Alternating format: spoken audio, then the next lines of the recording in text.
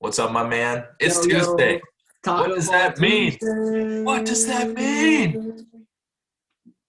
Oh, it is good to be back. We're back from a week of festive, fun food, friends, family. I'd like to think that tonight I just finished my last plate of leftovers, but I got a feeling there's some more Hiding, rumbling around in the refrigerator. So hiding. Thanksgiving is just keeps on giving. But Just like the NBA, man. It is the gift that keeps on giving, especially chock full now. of storylines. So much stuff has happened that we have like sequels to the events have already transpired and rendered the first meeting not even worthy of mention. So we're just going full circle. What do we got? Top 10 Taco Ball Tuesday moments here. That's right. We're gonna fly through our 10 storylines that we're following, and we're gonna do this in 10 minutes. So Well, let's I'm shooting for less, baby. I'm ready to all right, go. let's dive right in.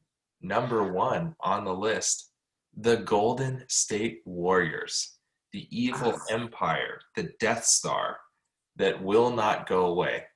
Best record in the league, and Playing the Suns tonight for Western Conference early supremacy because the Suns are also on a 16 game win streak or whatever. yep. Like, yeah, I don't know. I guess I'm a Suns fan. I'm not anybody who's playing the Warriors fan. But every night I just look at whoever the Warriors are playing and I think to myself, there's no way this team's beating the Warriors. And I just don't understand how we got like a year and a half of the Warriors being toast. And I didn't get enough revenge. The revenge tour was cut short.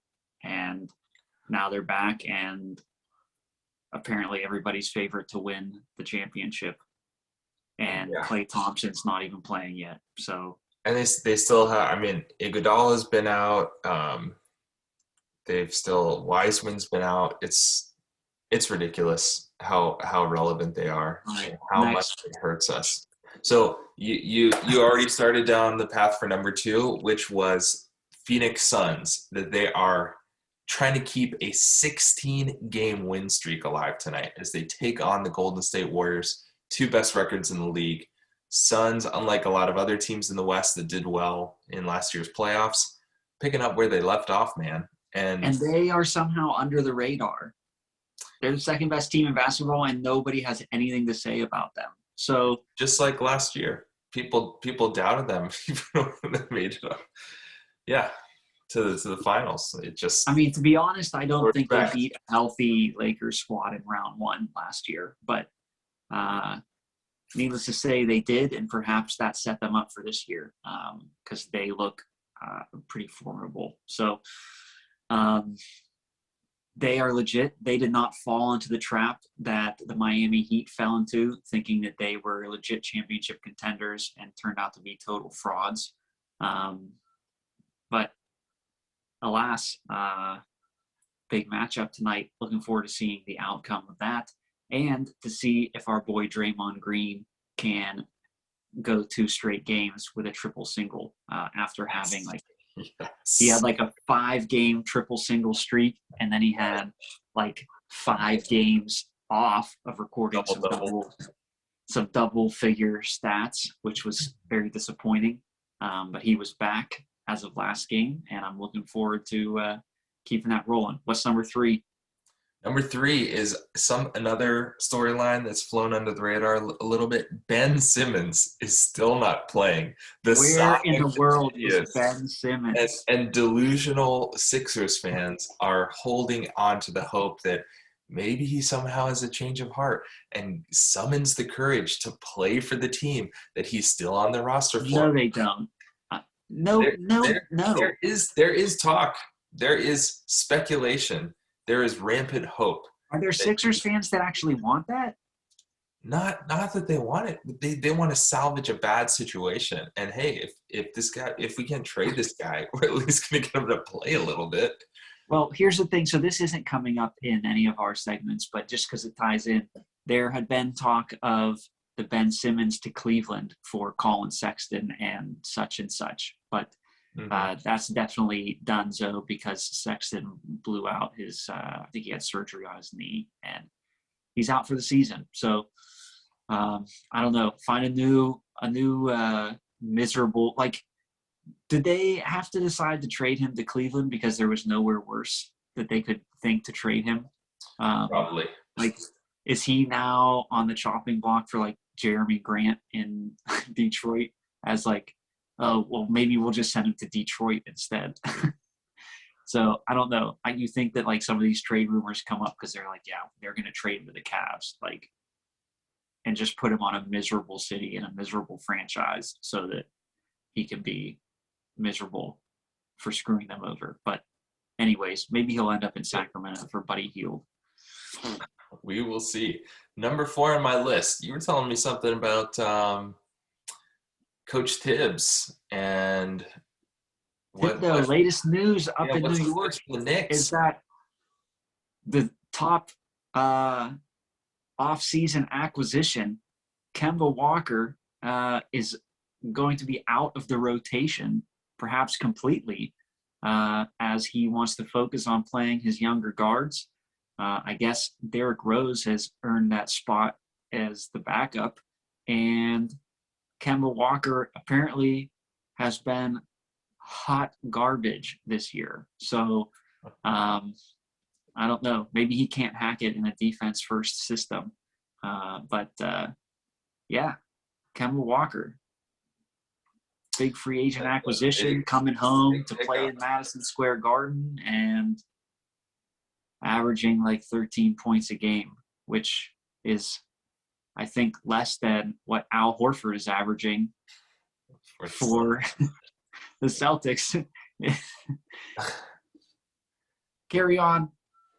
Number 5 on my list and my background, we've got our reigning MVP, Nikola Jokic, the Joker, gets the last laugh in Miami with his brothers watching, with tension high. He finds a way to get the dub and celebrates in style afterwards. So what's very intriguing to me about the Nuggets right now is they have absolutely been destroyed by the injury bug. So just the fact that if they even like sniff at the playoffs, it will be because of this man, Nikola Jokic. I'm following to see if they can even make the play-in this year after when I was reading Michael Porter's out, Jamal Murray's still, I think, rehabbing. Will Barton. Murray needs to come back. Yeah, Michael Porter, he's having back surgery. It's the Nuggets just can't keep the roster healthy. I'm really hoping Jamal Murray's back soon. But that's 5 on my list. Number 6 is we got some ball on ball action last night in the Chicago Bulls. Balls don't make a right, baby. The Charlotte Hornets and the Chicago Bulls are on a tear, man. They're looking legit in the East. So they won that game, and for. Do you have the standings? Yeah, I can pull them up. Pull them up in the East real quick. I want to see how our thoughts on the Wizards and the Bulls and the Cavs are doing as to who is going to finish higher. Okay, so our second seed in the East, Bulls, 14 wins, 8 losses. Wizards are 13-8, number 4. Okay, so half game back, the Bulls. Then our Cavs are currently 9th at 11-10 record. All right, above 500. They have the injury bug. They're starting point guards out. All right, I'm feeling it. And Bulls. Above 500 in the East, that puts you right where you need to be to play in for some of those last few seeds. Hey, at this point, same with the West. There's a big mashup of teams that just sort of stink down there in the middle. Yeah, there's definitely I see that effect on both sides. See how things shake out. Number 7 on my list, we were talking about this a little bit ago. Enes Kanter officially became a U.S. citizen today. The man who's speaking out, calling out China for what's going on in Xinjiang. He's calling out the league for not taking a stronger stance. He's calling out a lot of folks, not afraid to speak up. Everybody, baby, scorched earth policy. That's But right. I believe you misspoke. What's the man's name? That's right. It is now officially Enes Kanter Freedom. Yeah, baby. Changed the last name, and I cannot wait to see that jersey. Cannot wait. All right, number 8 on our list. What's the King been up to, Justin? The King of LA. Well, let's see. King got in a fight. King got suspended. The King got angry. The King brought back the silencer, and then the King got COVID. So, or health and safety protocols. Welcome to As such. welcome to the the Joel Embiid purgatory. So I don't know. He's entering health and safety. He's not playing tonight or tomorrow, whenever they play against Sacramento, and who knows when he'll play again. But he has missed significant time. Came back, accidentally caught Isaiah Stewart in the face. Forcefully, yes. Flagrant 2. Accidentally? Definitely accidentally. Or not when you're trying to pull somebody's arm off from hooking you and you catch them in the face. I mean, I don't think he felt bad about it, but I don't think it was on purpose. So the league suspends him 1 game for that. Meanwhile, the man behind you got suspended 1 game for a blindside elbow to the back and neck of Morris, who is still out. And LeBron got 1 game for what maybe was a flagrant 2, accidental contact to the head, which just doesn't even make sense. It's about sending a message, Justin. But he came back. He was angry. He had a ridiculous lights-out game, 39 points. Hit clutch shot after clutch shot, brought back the silencer. Also happened to have another colorful celebration in there, going half Sam Cassell, Marshawn Lynch on him. Got fined $15K for all of that. And now he's in the health and safety protocol. So moving on, Lakers suck. What a roller coaster, man. Yeah. I know. 20 Lakers. games in, and he's played like not even half of them, and it's just been a total train wreck out there. So. And meanwhile, the Lakers are continuing to struggle. I think they're 11-10 in the West, which puts them, in that playing. If they can't beat Sacramento without LeBron, I don't know. They lost to a lot of bad teams without LeBron James in the lineup. Yeah. But then again, they've lost to a lot of teams with him in the lineup. They've lost 7 games where they've led by double digits. That's I think the record for a total season, and it's only been 20 games. So, all right, number 9. Number 9 is I think you're excited about someone on the Cavs team who's coming back. Who's Evan Mobley is back. The Towers of Power are back in Tower City, baby, and it is rocking. Dude, they are just so fun to watch.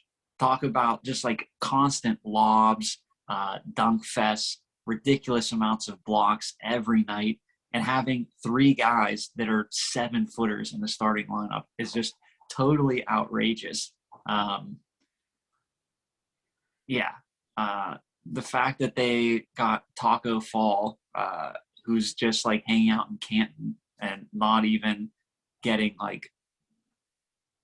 I don't know, just why do they have so many big guys? I love it. It's great. I had no idea where this team was headed.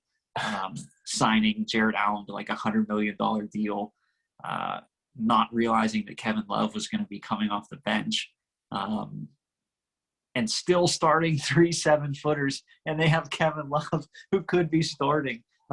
just like crazy. I love all the size. I'm hype. I'm all in, and hopefully Colin Sexton comes back next year.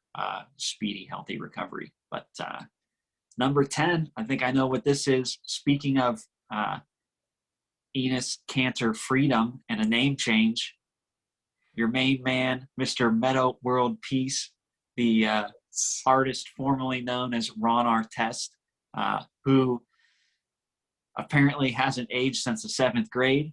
And my man, Big Ben Wallace. Dude, I used to love Ben Wallace. Like, freaking loved him. Was one of my favorite players. Yeah, the shoes, the headband, the fro. It was just so Yes. small. And his He game. came and played like one season. Came and played like one season in Cleveland later on in his career to try and help LeBron James out win a title that first round. They loved recycling guys who were way past their prime, like bringing in Shaq after he was like 420 pounds and only played half the season. And then they brought in Ben Wallace the one year, and him and Anderson Varejao were the Fro Bros. And it was just like, what are we even doing? Like, what are we talking about here? Why are we trying this? But anyways, 17 years after Malice at the Palace, the two of them hook up. Got a little photo up there. So that was just a nice little blast from the past. Yeah. And it is a great reminder. There's a fantastic documentary on Netflix called Untold, Malice at the Palace. Highly recommend. If you're like me, you are familiar with the media narrative of the event, and all you saw in the aftermath of the event was the fight with players and fans in the stands and just the absolute chaos. But the documentary does a fantastic job providing more context and perspective, specifically from the player's point of view. Fantastic. It's only an hour long. It's a great watch. You also hear from some fans and how they really escalated. So I love the background. My man, JC, it's awesome to see these two guys, just the mutual respect, the love that they have for the game and for each other. Yeah. So there you go. Watch the NBA. When you're not watching the NBA, watch Malice at the Palace. When you're not watching Malice at the Palace, eat Taco Bell. Right. Keep it simple. Double XL grilled stuffed steak grilled cheese burrito is still out there. Go get one. Enjoy it. That commercial is everywhere where the two people are dressed up like LARPers or whatever, and they're staring at each other at a train station, and the shield bumps into the trash can and makes the Taco Bell gong sound, and they just like, the one just like turns around and walks away. Love at first sight. No, Taco Bell gong sound. Love at first sound. So take me to the bell. That's all I got. All right, man. Good to zoom through the league. We got more action. Let's get to this Suns Warriors game, man. It is going to be a treat. It's going to be awesome. Well, hopefully. And before you know it, we'll be previewing our Christmas Day games too. Christmas right around the corner. We're going to see some fresh jerseys, some very, very nice matchups. We got a lot ahead of us, so let's enjoy it. Yes, sir. Grace and peace. Yo quiero Taco Ball.